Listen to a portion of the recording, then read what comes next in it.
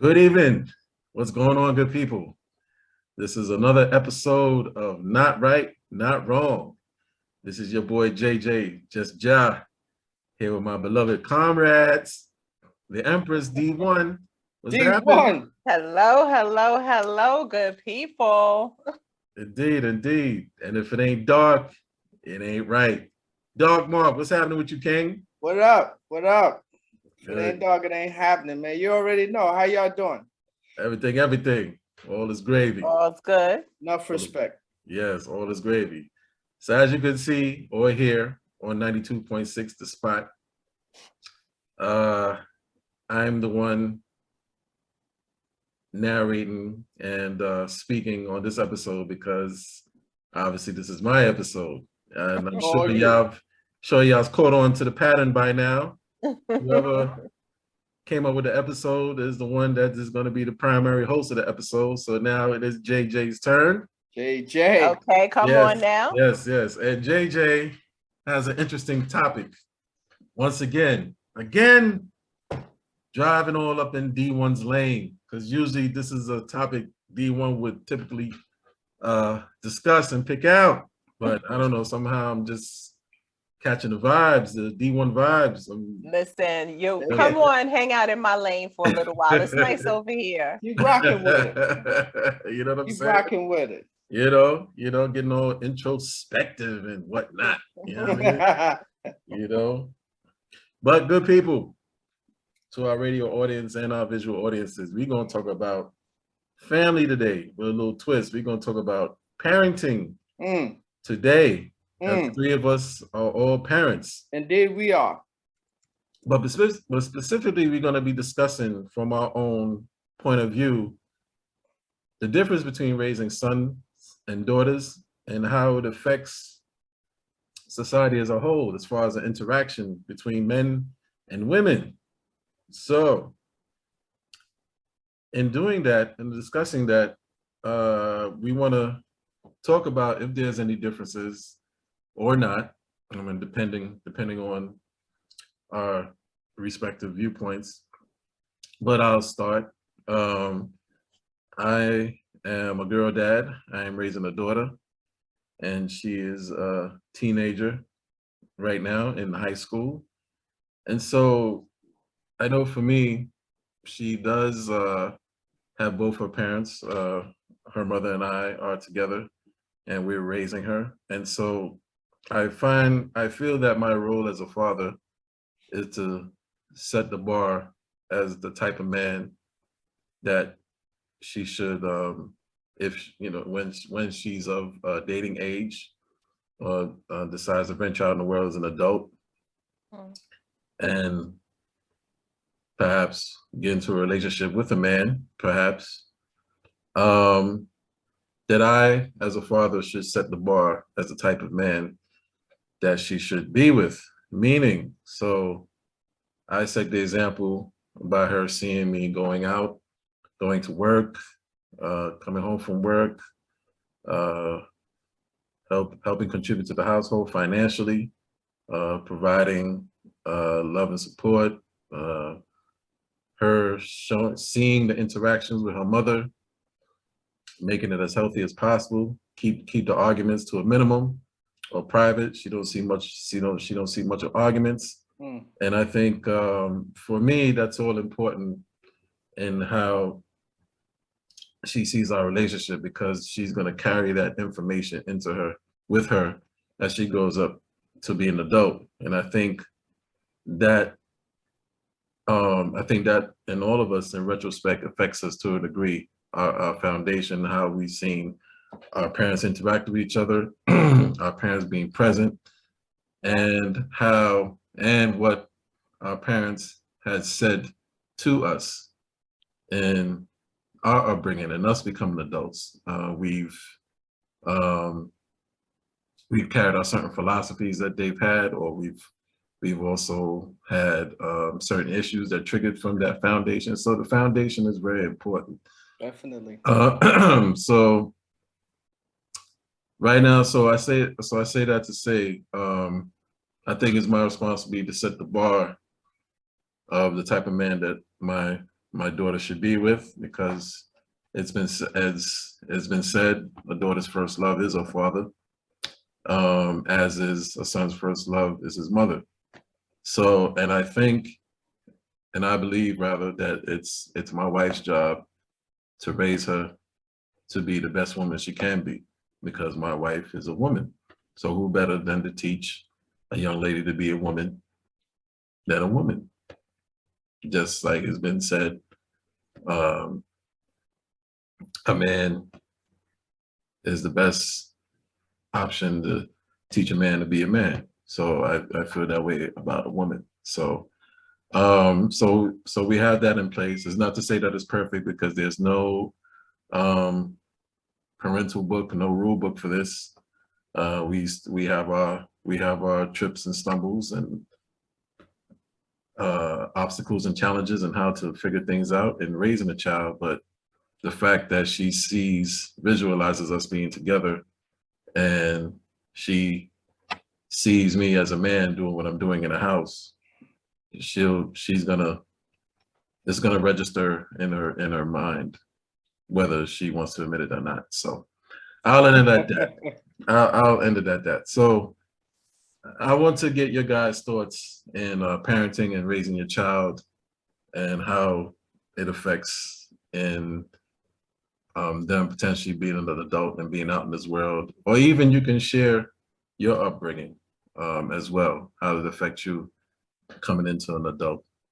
So we'll start with you, Mr. DARC. Uh-oh. What can you share to this? Wow, you switched it up. Yeah. Sometimes you gotta do that element of surprise. I okay. like that. Keep us on our toes. I Okay. like it. I just knew we was going to D1. Yeah. No, I gotta switch it up a little I bit. was already sit back. You ready to go get some root beer, some, go to the store and come back.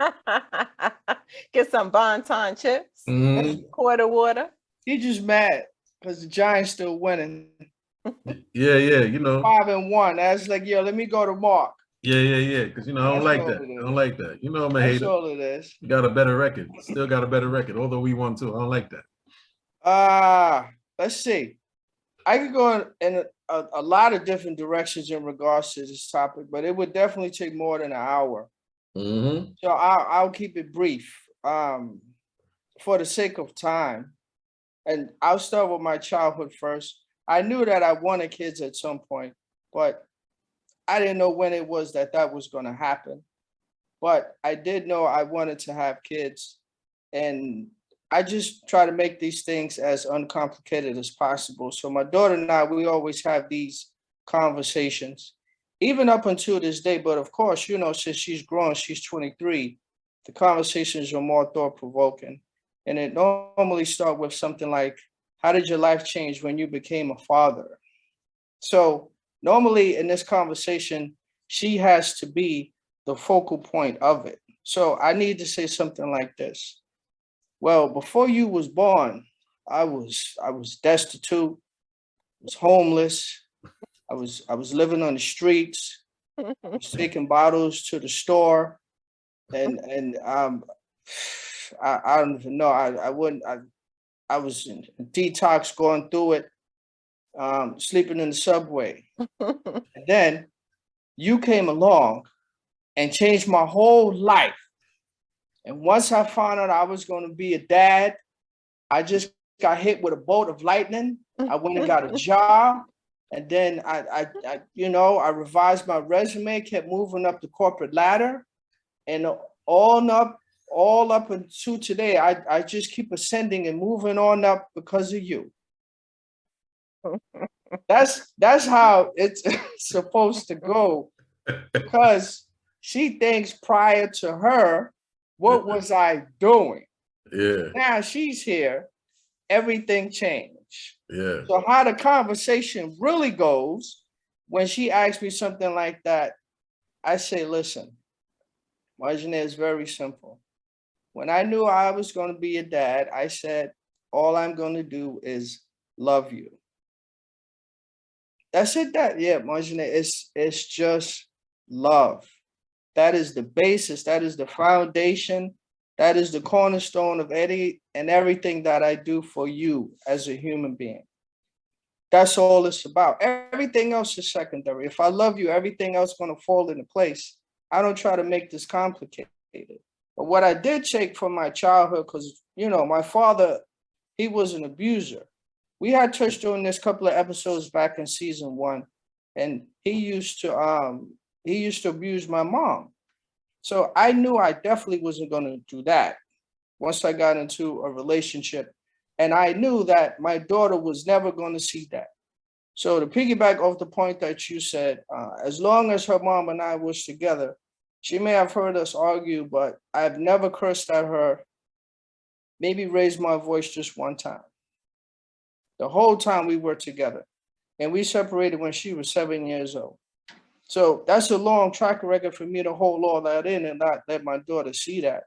But she did see me angry. She did see her mom angry. And she did see how we worked through those things when those things did happen.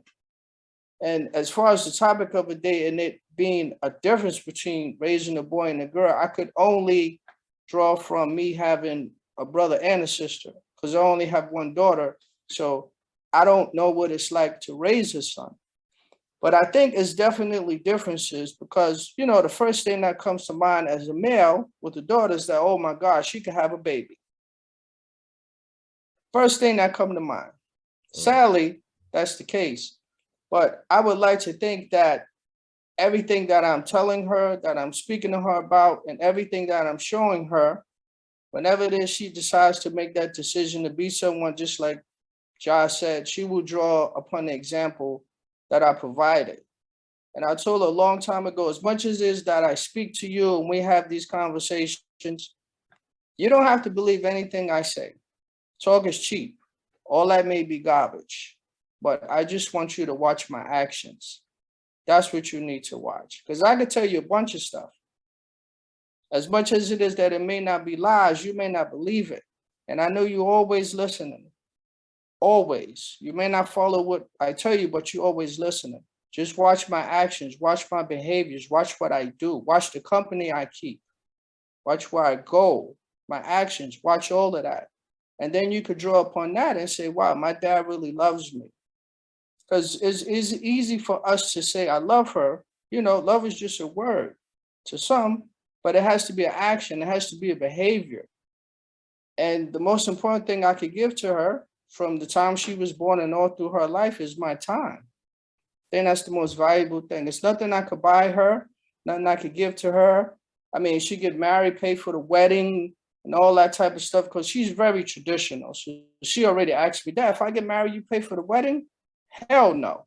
I'm not a traditionalist. You know, her fiance may make more than me. Why should I be burdened with that? Yeah. But she's not, Dad, you should do that. That's tradition. Yeah. So my go-to is like, yo, you better ask your mom.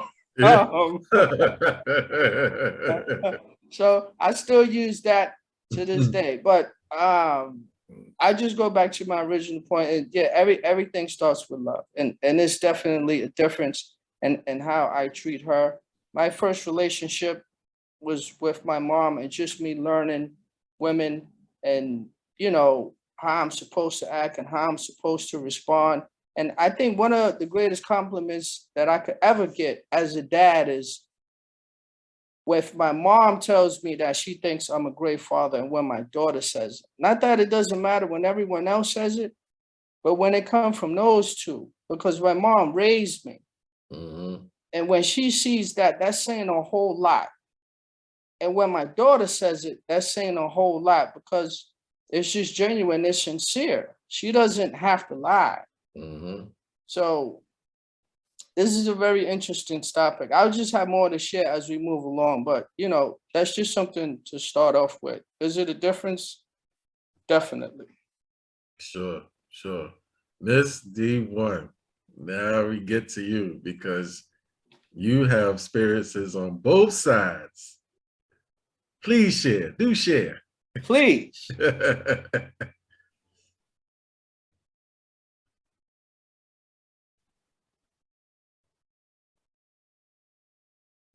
Oh, you're on mute, D. You're on mute.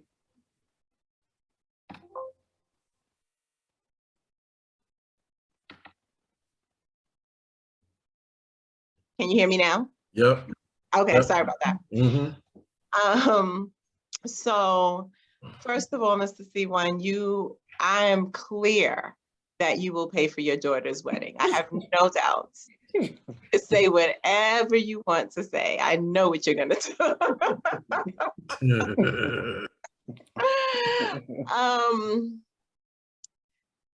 So John, this you're not even in my lane. You in your own lane with this. That's good. You in your own lane, and I feel like I have to give disclaimers before I even try to answer the question. Right. One, the name of this show is Not Right, Not Wrong. Facts. So I'm speaking from my opinion, my perspective, my experiences, and in the words of the wise India Ari, this is all my opinion, ain't nothing that I'm saying law. That's what I got for y'all. Let's do it. Let's do it. Also, parenting, I think, is probably the most paradoxical experience that I've ever had. And so I can already anticipate saying something and then saying something immediately after that sounds contradictory. And that is my experience of parenting. It is things change and things change quickly. And two or more experiences can exist at the same time that feel like they don't go together, but somehow they do. And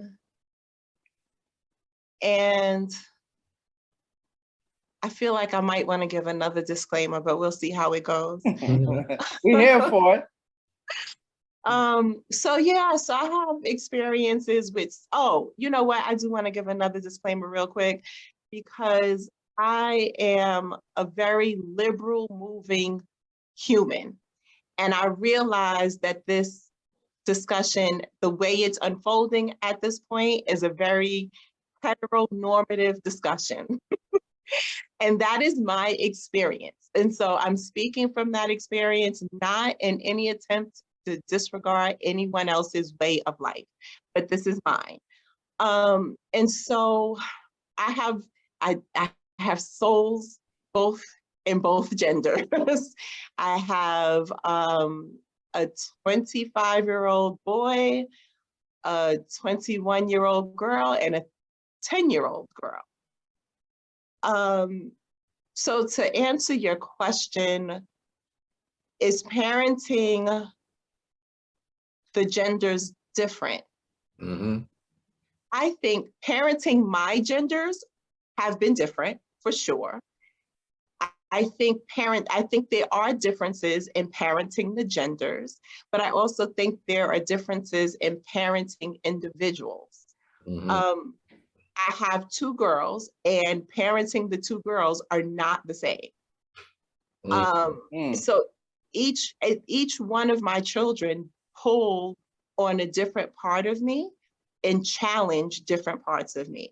And again, this is my perspective. So my older kids might be like, Mom, you didn't do whatever you thought you did, you didn't do it. You saying stuff that didn't happen. This is at least my attempt and my perspective. My attempt, Mark, when you talked about watch me, watch who I am in the world, watch how I move. That's important to me. My own childhood, there were periods of strong and heavy inconsistencies that I metabolized in my unique Tamika way, right? Anybody can have inconsistencies in their childhood, and the way that impacts you in your adulthood is unique to you. I had inconsistencies in my childhood that I metabolized a particular way. The inconsistencies in my childhood were primarily from my male parental figures, right? My father and my stepfather. My mother was super consistent, but there were also challenges with that, right? Because that consistency also was extremely rigid. And so in my mind, it didn't give me enough room for individuality. And so by the time I had children, one of um, one of my challenges, one of my personal challenges was to find the space between that. How can I be consistent and give space? What does that look like? Because I hadn't really seen it. I seen consistent and rigid, or inconsistent and pretty much like unavailable. So what would it look like to be consistent, but also give space for individuality? That was my attempt. That was my goal. To be quite honest with y'all, I'm not sure if it worked just yet. I probably won't know for quite some time. If I'm keeping it really funky, I actually doubt that it worked at this moment. So I don't know. And the difference is for me in raising boys and girls is primarily about the world, right? Because in raising them as individuals, I wanted to recognize who they were as much as I could. But I'm not raising people in a vacuum. I'm not raising children in a vacuum. I'm raising you in the world. And in the world, there are challenges that are specific to genders. And so that was part of what I feel like I had to do. And a little vignette as it relates specifically to my son is when my son was preparing to go away to college, I had a conversation with him about how to interact with young women. And part of what I said to him is, you know how I raised you. It doesn't matter to me how these young women are presenting themselves. It doesn't matter if they have a reputation, whatever the language around the reputation is of being fast, or she's a hoe, or she gives it up. I don't care what a person's reputation is. You know how I raised you, and how you behave is a reflection on you, not at all a reflection on her. Don't go away to college thinking that you treat somebody based on them. You treat somebody based on you primarily, right?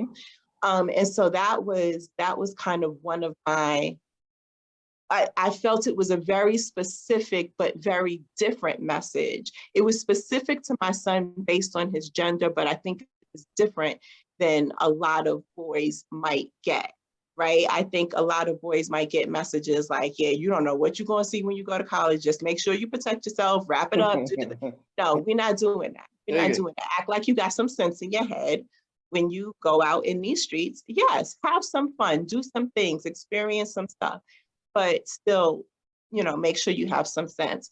With my oldest daughter, I also try to encourage her to do what she likes to do, but she's a young lady in New York City. So I need you to move differently. No, you got to make different decisions than your brother would make. You maybe are not, you might be leaving an event late, and instead of getting on the train, you got to jump in an Uber. And if you jump in an Uber, I need somebody tracking you. I need you, that's not even safe enough. Like, there's additional safety precautions that I think that you should take as a young lady world that is very gender specific.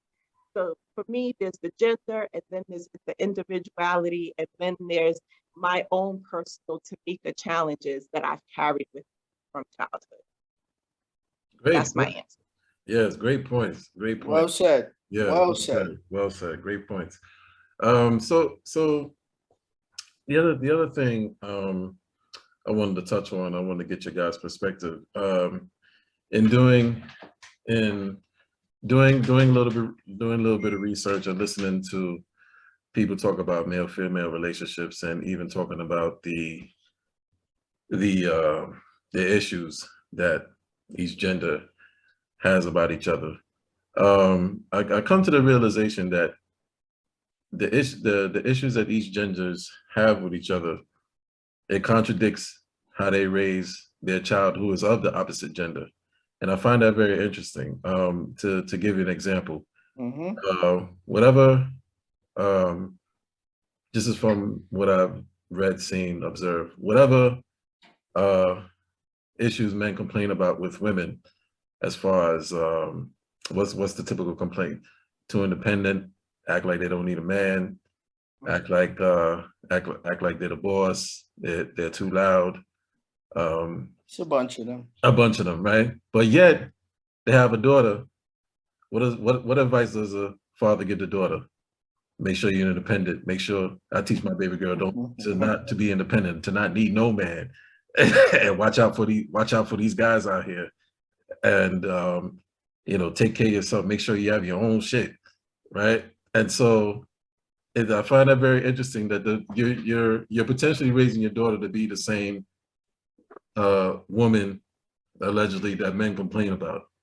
Conversely with mothers and sons, right? Women have their issues with men or their interactions with men, but their baby boy is a king. He's a sweetheart. Watch out, you know, watch out for these fast girls. You're a king. Ain't nobody good enough for my baby. Those kind of mantras and ideologies the mother preached to their son, but yet the men that they're interactive in their adult world, they ain't ish, but their son is a king. Well, your son is gonna be a man just like the men out here. So I find it very interesting and contradictory. And so my thing is, if you're gonna raise someone of the opposite gender to be a productive member of society and be the best person they could be, you have to keep in mind your own issues of the opposite gender. If you have certain issues of the opposite gender, when you raise a child of that same opposite gender to be opposite of what your issues is. And so I find it interesting that that's not occurring. What are you guys' thoughts on that? First of all, did y'all understand my statement? Because I know. Yeah. We got it. We got it. We got it loud and clear. Okay. Got it loud and clear. Yeah. We all, you know. Okay. Go ahead, D1. Oxymorons. Yeah, very oxymoron. What's your say on that, D1? We're gonna start with you back. We're gonna start. Oh, D1, go ahead. Yeah. Wait a second. Oh yeah. I gotta keep y'all on your toes, comrades. We switching it up. Yeah, man. Switching it up. Go ahead, D1. My boxing stance with you because you flipping it. Okay. Yeah. Yeah.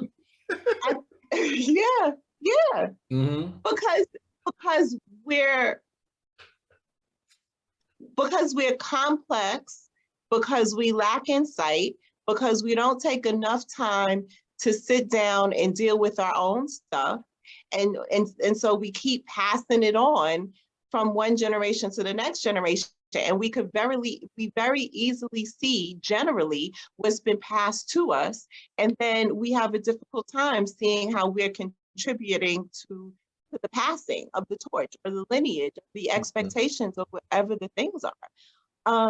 So yeah, we contradict ourselves all of the time. Y'all do, really, not me, because I'm better. I guess that's another disclaimer. Yeah, that gotta be another disclaimer. That's the third disclaimer. That's another disclaimer. There we go. That's another disclaimer. I like how she slid that in there. That was the subtle disclaimer. Right. We'll take it though. We'll take the disclaimer. Go ahead, D1. Continue. About me. This is about you guys. You guys need to do better, be better. Make it happen, please. But I don't know, like, there's so many things that we mess up on, I think, because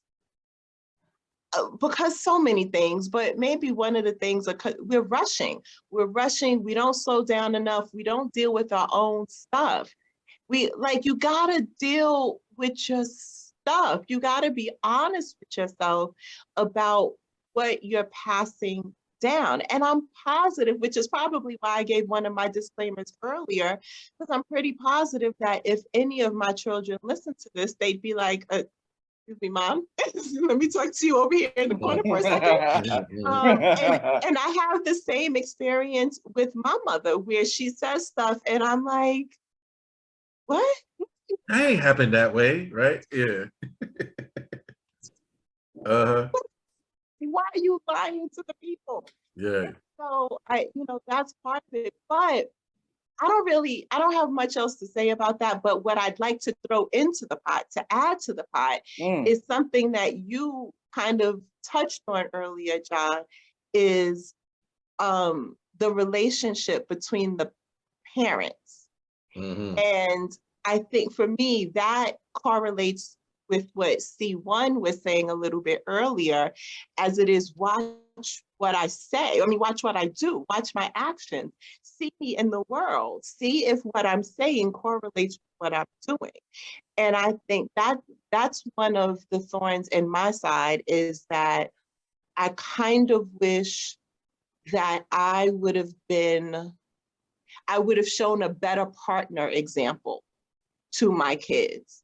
And I think that some of this, this is kind of a heteronormative discussion about, I'm a woman interested in men, but I think, the way you treat your partner also shows a lot to your children about how they should be in the world in relationship to whoever they choose to love.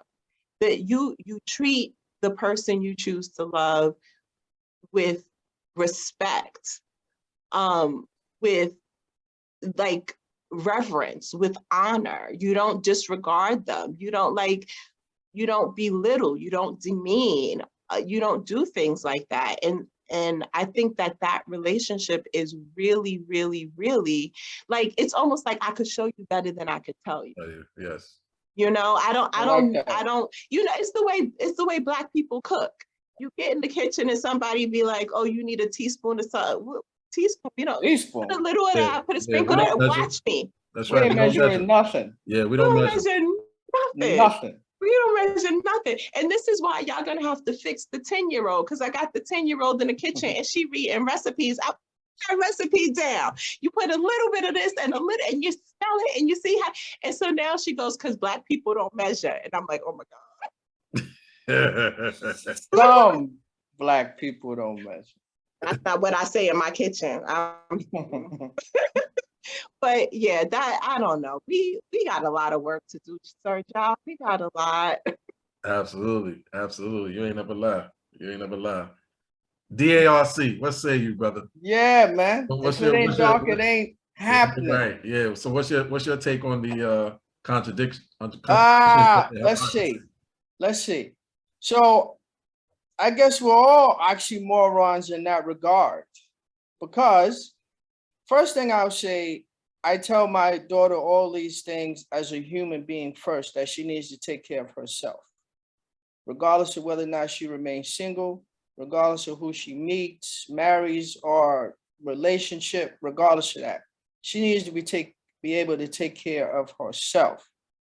And all the positive reinforcement that she gets from me when we have these conversations is that she comes first, no matter what. She has to treat herself as if she become first, because you won't be good for anybody else if you don't take care of yourself first, whether that's mentally, whether that's physically, whether that's emotionally, or that's spiritually. Now, within those things, as she grows older, she's gonna have to define what all of that means to her, and how all of that takes into her caring for herself. It's going to be different definitions than what I may have raised her up with. As she grows up, she may seek some sort of, she may seek answers in regards to religion. It may be different than what I provided her with when we had conversations about God. She's getting older now. I can't police her thoughts. She has her own voice.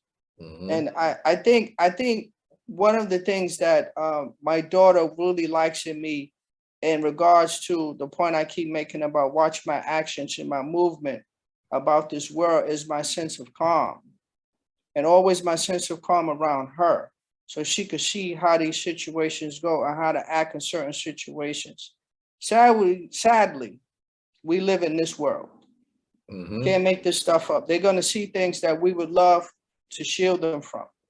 We can't do it. They're going to hear things we would love to shield them from. We can't do it. We can't be around them 100% of the time.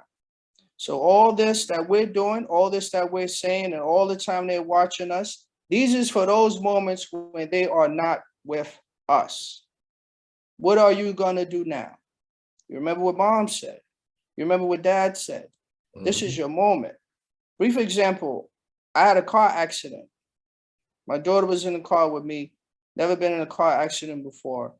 So for the sake of the conversation, I hit a bicyclist. This guy was on a bicycle. So I would like to say he hit my car, but since I was in the vehicle, Geico said I need to say I hit him.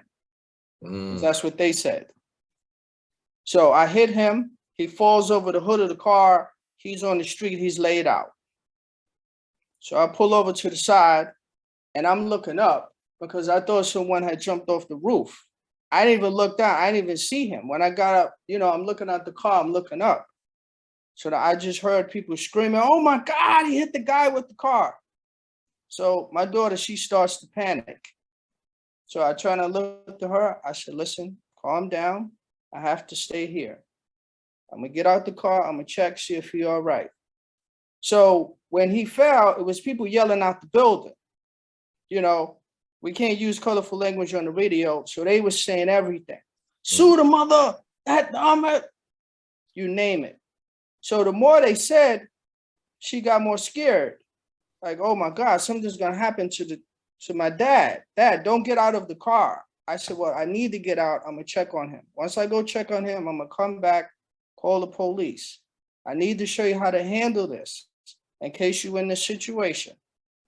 I'll speed the story up and move it along, but I just like to interject in there that the cop that came, he was an asshole. I just needed to add that. So I'll speed the story up. Once the cop came, police report, the guy came, he got into the ambulance. We went home, had a lesson about that. So as much as she was worrying about my safety, I was worrying about hers mentally. Because at first she thinking the guy's dead. She thinking her dad going to jail. Second, she thinking with all the people yelling and everything that he should sue me, she's thinking her dad's going to get beat up. Everything is going through her head. So I had a sense to just calm her down. She said, "Was you scared?" I said, "Nah, Marjane, I wasn't scared. I just didn't know what was going to happen. But I knew the first thing I needed to do was show you what you're supposed to do." So despite what goes on out here, I always need to show her a sense of calm. And I remember when she was 2 years old and I was holding her. And, she's been alive for 2 years. That should have already sunk in that I'm a dad. But it was just something about that day. It was just a burden. And I just started crying. And at the same time, I was happy I was a father. I was sad because I have to raise her up in this. Now, granted, her mom is awesome and amazing. We both co-parent. We have a beautiful relationship. But this, at that moment, it was just her and I. And it seemed like the whole weight of the world was just on my shoulder that I have to raise my daughter in this place sucks. And I started crying. So she was 2, her small self, she took her little hands and she started wiping my face. Oh. I don't even think she realized what she was doing, but that was healing for me. And that too, she can't digest that moment and realize it. But just by her doing that, came back around, we went back to having fun. So as far as the oxymoron, definitely. I mean, as far as Tamika's point, she's a young lady in New York City. She got to move different. I see the news. I know what's going on. Yeah, for sure. So sometimes you hear about this gun permit. I honestly thought, damn, maybe I should give her a gun to just go around with. Then I said, damn, I can't do that because I always preach faith. I can't always speak of us having faith all the time. And then I just give my daughter a gun. What if she used it? What if she just used it out of just being overly cautious? It's a lot of things that go on with that. That paramount to being parents is that we're going to think about our children's safety. We're going to think about our children's safety before our own. Same thing with the Uber. You got to get in the Uber. Whenever you go out have drinks, make sure you know the company you with. If you don't finish your drink, when you go to the restroom, come back, knock it over. Don't drink it or finish it. But it's so many different nuances that come with that. If I had a son, would I tell him the same thing? Sure, but it would be different. It would be me telling him what to do for the young lady, and not me telling my daughter what she needs to do for the young man, but I'm telling her what she should look for. When you're walking in the street with the young man, he should be on the side of the cars. He should open the doors. When he come pick you up, he should get out and open the door for you. And this shouldn't stop after 3 months. This shouldn't stop after 6 months. This shouldn't stop after a year, because if it stops, he's not genuine. So all these jewels and everything I'm giving to her, she could be like, so what? It's 2022. People are different. She could be, I'm independent. She could be Beyonce'd out, listening to that. But like I said, they always listening. And I want her to take that with her all through life. Great. Even though I'm not paying for the wedding. We think that is cap, Brother Mark. We think, as the young generation say, we think that is cap. We think we'll be shelling out, at least paying half with Marjanae's moms. At least. At least. He got it in a separate account right now. His lying ass. Look at you. Whatever. Listen, they got GoFundMe, right? You wouldn't. You would not. Your man pride would not allow it. He's paying at least half. It's different, like D1 said, what our kids would say about this topic, because it may be one day we say this, and then the next day it may be totally different. And the one thing kids love the most on that list, if we had a list of what kids love to say their parents the most, this should probably be in the top 3. When your kids say, see, I told you, because parents could never be wrong. You just can't be wrong about anything. You see, I told you. Yeah, you're right. That takes a lot for me to, and you know what? You're right. That takes a lot for me to do that. And she just soaks that up. You see, I told you. Yeah. But I think that it takes a lot for a lot of parents, because we lived on this earth longer than our children. So naturally we would think we would have more insight, more wisdom, more knowledge on how to navigate this world more than our children. Facts. So we will be steadfast in our opinion when it comes to a certain situation. And so when we get proven wrong, it's like, nah, but you see, it's only because, right? It's only because, but typically that's not the case. But it's only because, so different perspective. I'm curious about, what she would say, because it may be different to mine. And then I would be very curious to see how she parented. That's a whole separate topic. We got to do that one day too. Oh, that's when we become or we're gonna have to wait a few years, a little bit. A long time. No. I'm we have these conversations. Yeah. And some of the things she say is real 2022-ish. Yeah. And what can I do? I'm like, really? That? Yeah, it's gotta be, because she's a young adult, and just like us as young adults, we don't, the way we think now is not the same that we thought 20, 30 years ago. Absolutely. You know what I'm saying? So in some cases, even 5 years ago. So, it's gonna be like that. It's gonna be like that. But that grandparenting conversation, that's a long time coming. Long time. And I know when I was in my 20s, there was nothing that I was going to do the way my mother did it. I'm not parenting the way she parented. Yeah. Now sometimes I talk and I literally am like, why do I sound just like, the cadence of my voice sounds like her? Like, why do I sound just like her? It's spooky. But yeah, I want to go back just a little bit to, like, I'm really sitting here trying to digest the fullness of your question as it seems to relate to relationships, right? If this is what you want from a relationship, if you know, if you're a woman and you're looking for these qualities in a man, why are you raising your son differently? If you're a man and you're looking for these qualities in the woman, or these qualities have been problematic or whatever, why wouldn't you try to adjust that in your parenting? Yes. And I think there's so many nuances to that. But the thing that stands out to me right now is I personally, Tamika, do not think that raising children in single parent households shouldn't be as prevalent as it is. And by having, you know, both parents in that home, by having all of the villagers around, whoever the villagers are, the grandparents, the aunties, the uncles, the cousins, and things like that, then that adds more balance. That adds somebody who can check me and say, hey, Tamika, do you realize what you just did? I don't know if you noticed, but you did this with your son and you did this different thing with your daughter. I don't know if you noticed that, but if I'm parenting alone, the chances of me doing those things and falling into those traps increases.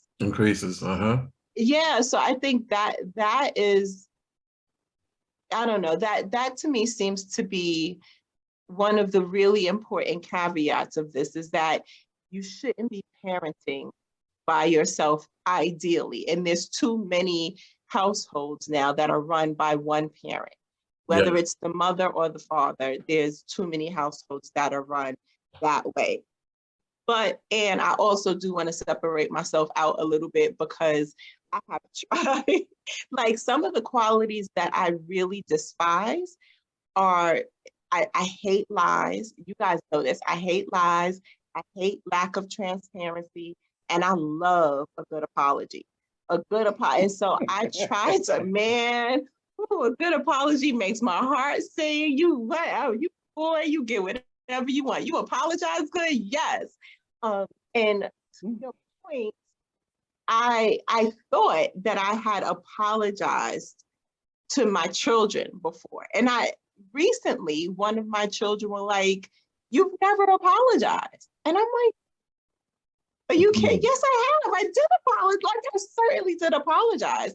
But my recollection and their recollection was not the same. And I'm not saying, I don't know which one is true or not true, but I'm telling you what I remember and what they remember is not the same. And I'm like, but that's such an important thing to me, to be able to admit that you're wrong and to apologize. How could I not have done that myself? But that's humanity. It's very complex. And before we go any further, are you MTM2? MTM2. That's you? Hey, can you guys hear me? Yeah, we can hear you. We can hear you. Okay, wait. Hi. Can you guys see me? Hi. Yeah, we can special guest. We can see you. Guest. How you doing, Marjane?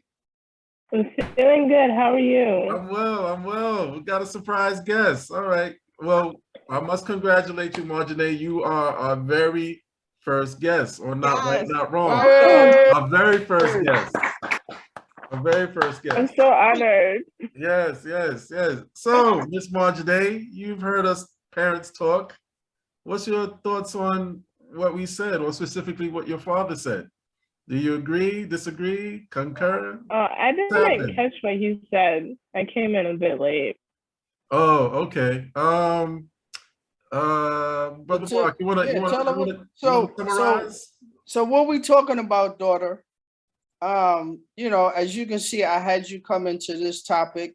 Make sure your volume is everything is up, Marjane, so we can hear you. Yeah, is it up?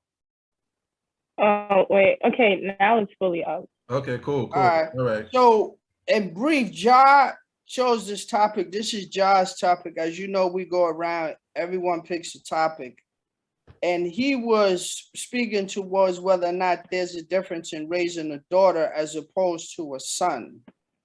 And it is, and if it is a difference, what is it? So from your perspective, do you think there is, and why?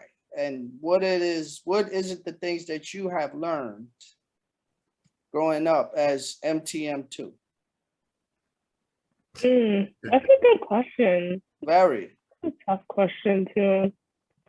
I would say that there is a difference.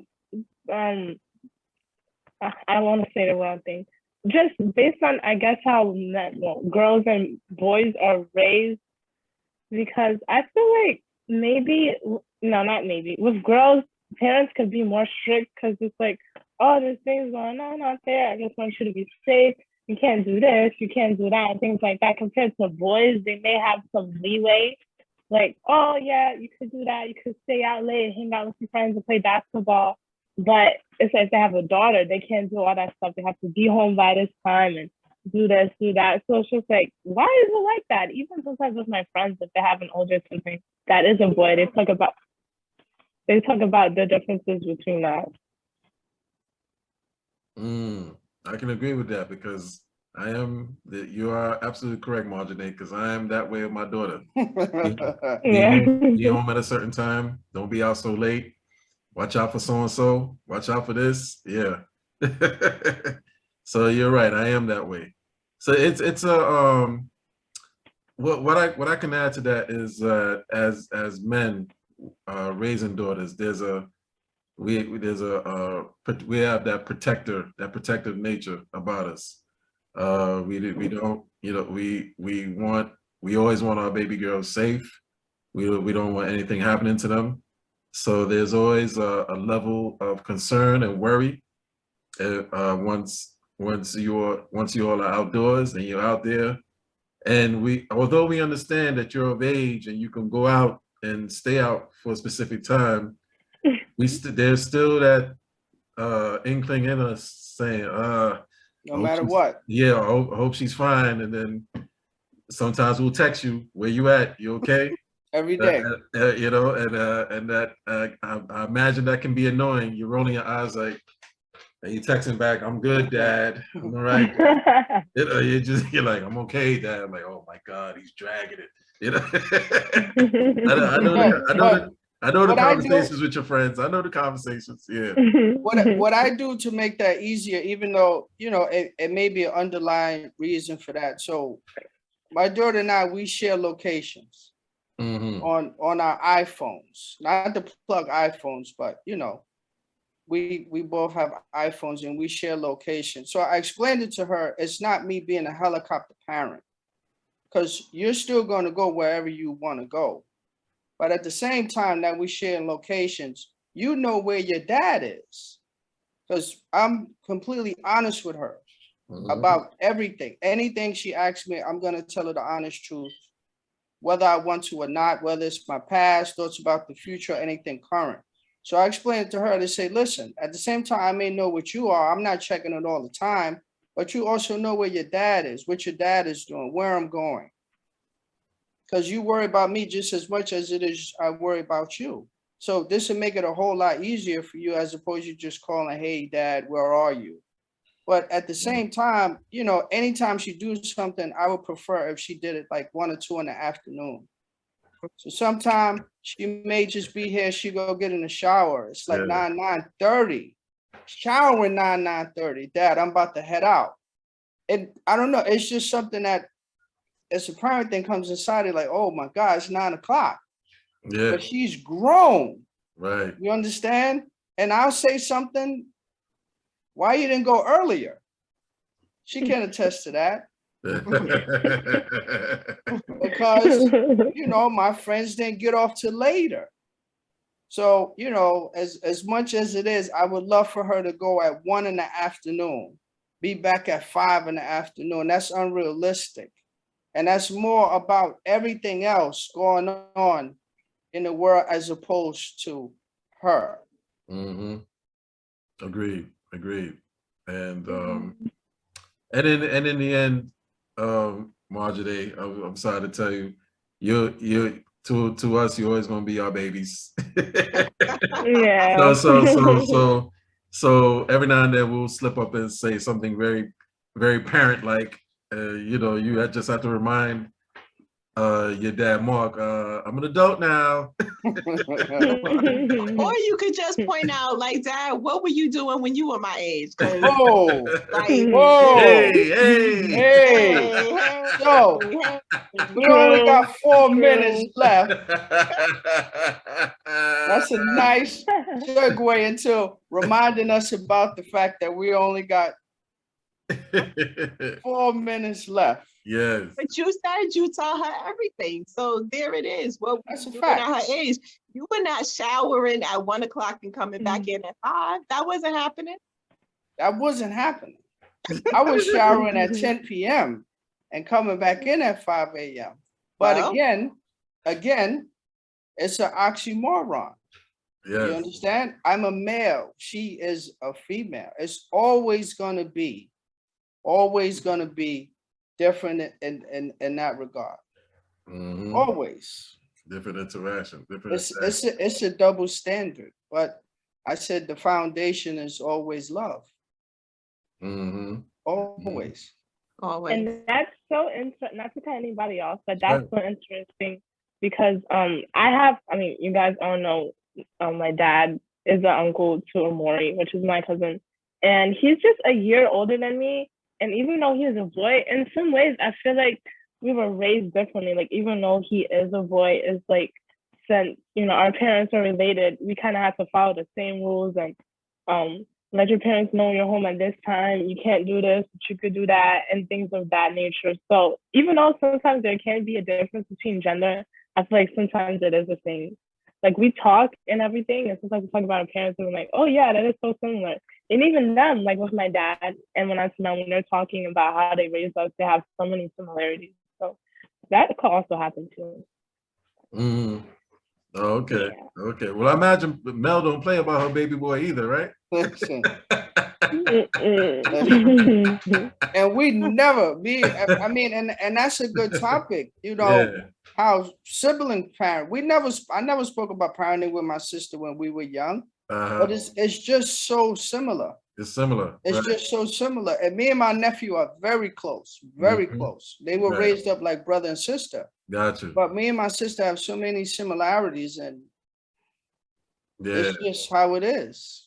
Basically, at the end of the day, we talk about our kids. Yeah. Yeah. Well, it's the same foundation. Same Foundation. So yeah. Once y'all branch out, you're going to carry out the same ideology, more or less, when you branch out, right? Yeah. Yeah. Yes, yes. Well, Miss Marjorie, I thank you for being a guest on our show. Marjorie, thank you. It's so cool. This is so cool. You're welcome. A pleasant Listen. surprise. Cool. Pleasant surprise. And with that being said, D&D. you D&D. know. But with that being said, that is our show for tonight.